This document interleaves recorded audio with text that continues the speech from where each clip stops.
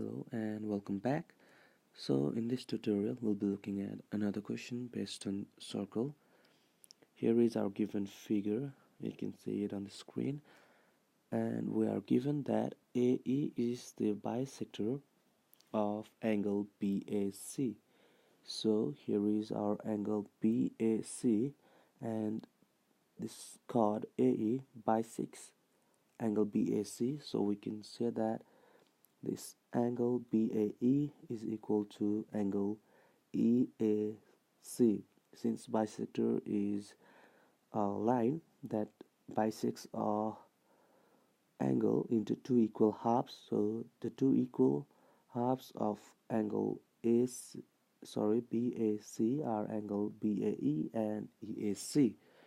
So the first statement I'm going to write is that angle BAE is equal to angle EAC, since AE is the angle bisector. So by using this information we have to prove that MN, this chord right here, is parallel to this chord BC. Sorry, this MN is not a chord, it's just a line. So we have to prove that this line MN is parallel to chord BC.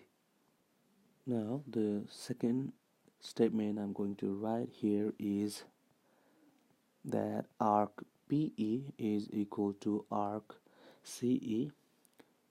This arc right here is equal to arc CE, since these two inscribed angles are equal and the arc in which the equal inscribed angle stands are also equal. Now the third statement I'm going to write is that angle BAE is equal to angle BDE, since they are inscribed angle standing on equal arcs. So this angle must equal this angle, and this angle should also equal to angle BDE. Sorry, instead of BAE here I'm going to write EAC. So inscribed angle EAC is equal to another inscribed angle BDE, since they are inscribed angle standing on equal arc. Now since we have this figure right here, if I'm going to join A and D, we can assume that here is smaller circle in which the four vertices M and D and A stands. So here, before starting any statement, I'm going to write one construction where I'm going to join A and D. Since we have these two inscribed angle MAN and MDN standing on the same arc MN, we can say that MADN is also a cyclic quadrilateral, since angle MAN and MDN are equal.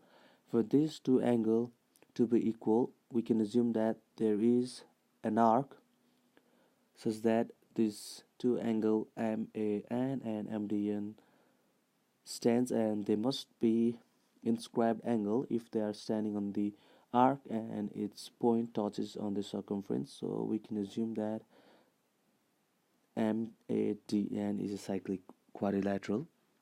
Now since we have determined that MADN is a cyclic quadrilateral, we can say that angle NAD is equal to angle DMN. So these are the inscribed angle standing on arc DN of circle AM and D, and MADN is a cyclic quadrilateral, so this inscribed angle must also be equal since they're standing on the same arc ND. Now the fifth statement I'm going to write is angle CAD is equal to angle DBC since they are inscribed angle standing on the same arc of this bigger circle. So here angle CAD, this angle right here is equal to angle CBD, this angle right here, and we also know that this angle right here is equal to angle DMN. So we can finally say in our sixth statement that angle DMN is equal to angle DBC,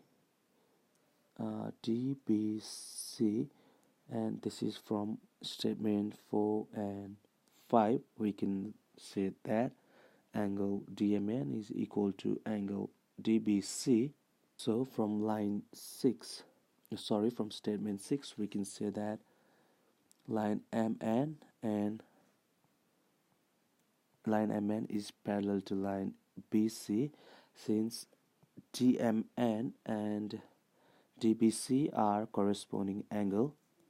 So since DMN and DBC are equal, they must be corresponding angle, which makes line MN and BC parallel. This is what we have to prove. I hope it was clear to you, and thanks for watching.